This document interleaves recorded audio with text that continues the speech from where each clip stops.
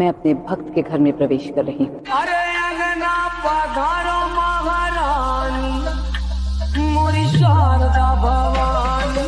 अंगना पधारो महारानी, मोरी शारदा भवानी।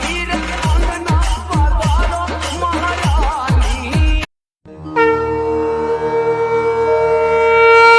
प्रथमं शैलपुत्री च द्वितीयं ब्रह्मचारिणी, तृतीयं चन्द्रघण्टेति, कूष्माण्डेति चतुर्थकम्, पञ्चमं स्कन्दमातेति, षष्ठं कात्यायनीति च, सप्तमं कालरात्रीति, महागौरीति चाष्टमम्, नवमं